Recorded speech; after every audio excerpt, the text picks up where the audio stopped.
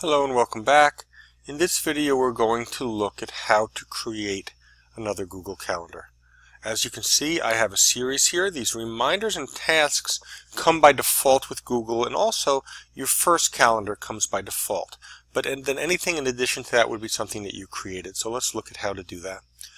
You want to look for this Add Calendar label here and find the traffic light to the right of that and click on it.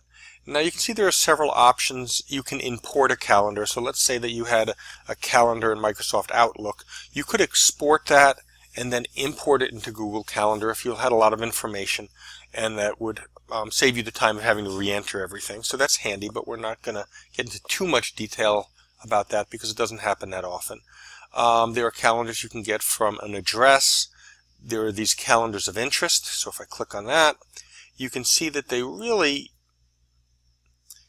are divided into several contained categories. One would be holidays. So if you were interested in putting Christian or Jewish or Muslim holidays, having calendars that displayed those, that you could do that simply by choosing them.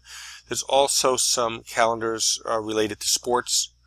And the other one that's in this area is phases of the moon, which could, if you're a science teacher or if you have particular interest in that, that would be nice. So I'm just going to click that one for now. I'm going to go back to settings, and you're going to see that phases of the moon is now on, and it's showing me when there's a new moon, a first quarter, a full moon, a last quarter, and now the new moon. These all tend to be on Fridays, but now it's shifting as the month goes on. Okay, if you don't want a calendar anymore, clicking Hide from List is not the same as removing it. So don't make the mistake of just hiding this from your list, because it will still be amongst your calendars. You're just not going to be seeing it or have easy access to it. And when we get into our video on settings, I'll show you how to find it there and how to, if you have hidden it from the list, how to show it on the list again, or how to delete it for real. Okay, the other option, under Add Calendar, and the one you would use most often would be to create a new calendar. So simply click on the traffic light, click on Create a New Calendar, and you're going to have to give it a name. Let's just call it Extended Family Events. You can give it a description. What's going on with cousins, etc. I don't know that I really need this. You can set a time zone. It's good to set it for your current time zone. That'll keep certain things aligned better. And you can see that I'm the owner.